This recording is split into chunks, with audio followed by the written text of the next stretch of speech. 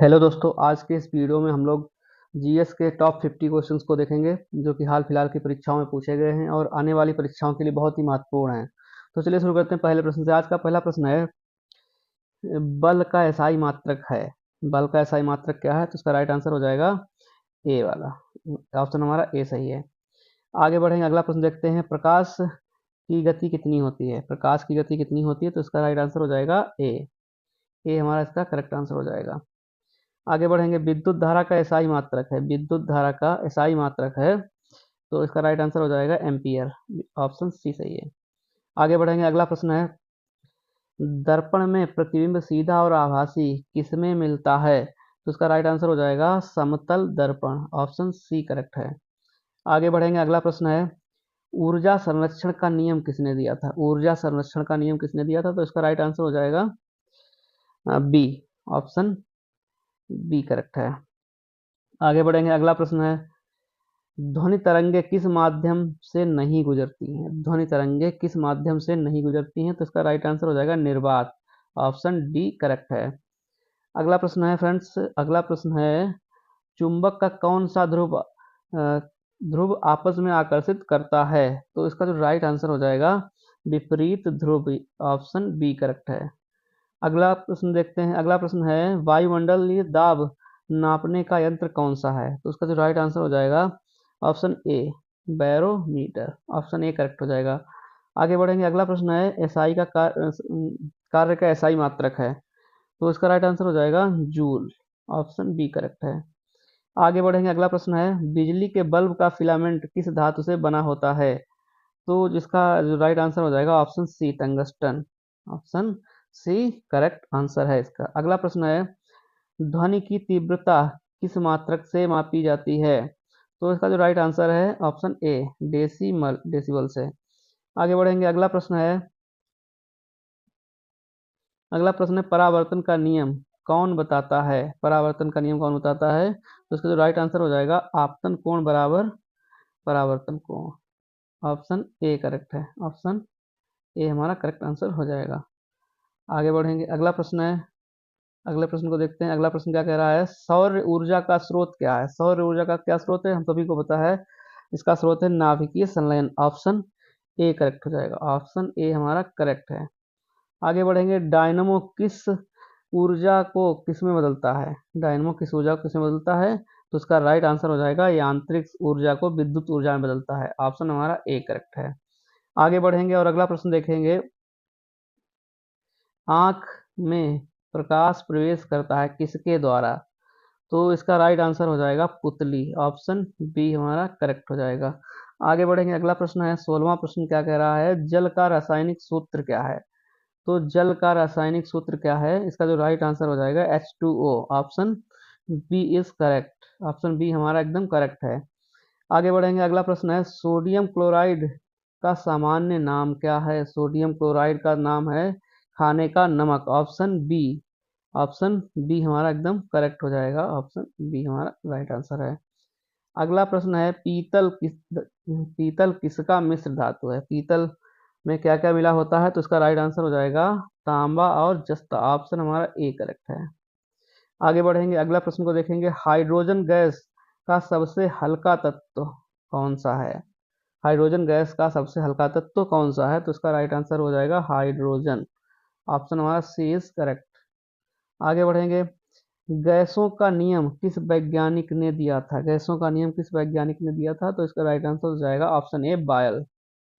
Option A हमारा correct होगा। आगे बढ़ेंगे और अगले प्रश्न की ओर चलते हैं, पेट में पाया जाने वाला अम्ल है, पेट में कौन सा अम्ल पाया जाता है? तो इसका राइट आंसर हो जाएगा हाइड्रोक्लोरिक अम्ल। ऑप्शन ए करेक्ट है। अगला प्रश्न है, पानी का पीएच मान होता है, पानी का पीएच मान कितना होता है? आप सभी लोग बताएं। आंसर है option B 7। Option B is correct. आगे बढ़ेंगे, विद्युत अपघटन द्वारा जल में कौन सी गैस अधिक मात्रा में निकलती है? तो इसका राइट आंसर हो जाएगा हाइड्रोजन। ऑप्शन बी सही है। आगे बढ़ेंगे, ड्राई आइस क्या है, यानी कि सूखी बर्फ या फिर ड्राई आइस क्या है? तो इसका जो राइट आंसर हो जाएगा ऑप्शन ए ठोस कार्बन डाइऑक्साइड CO2। ठोस CO2। ऑप्शन हमारा ए करेक्ट है, ऑप्शन ए करेक्ट हो जाएगा इसका।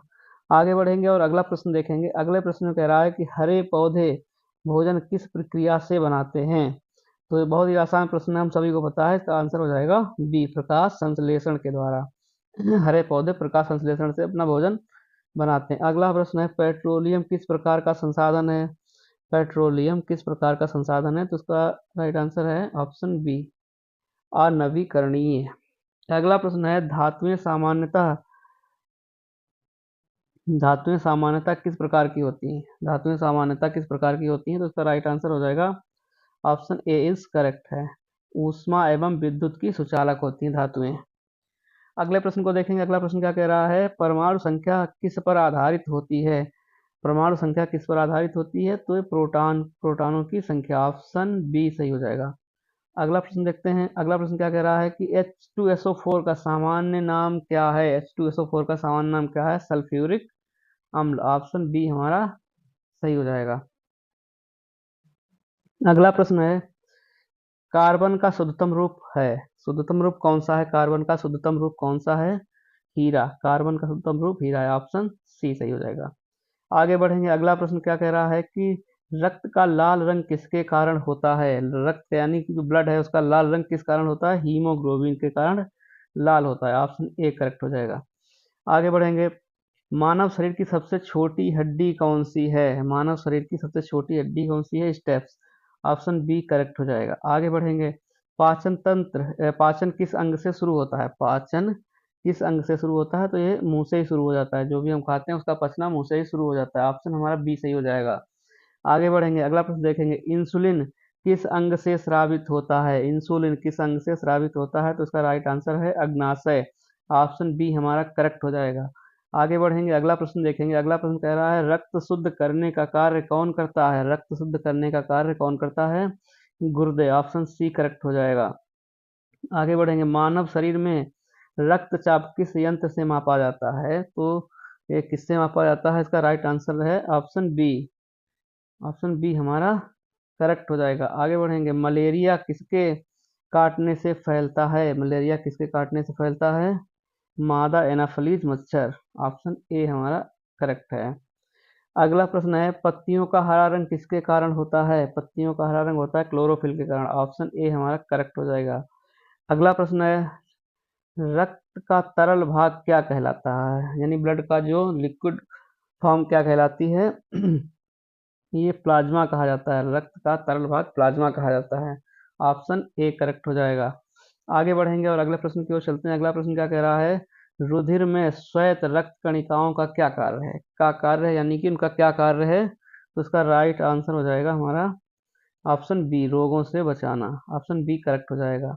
अगला प्रश्न है, मानव हृदय में कुल कितने कक्ष होते हैं। मानव हृदय में कुल कितने कक्ष होते हैं, तो इसका राइट आंसर है 4, ऑप्शन सी करेक्ट हो जाएगा। अगला पढ़ेंगे।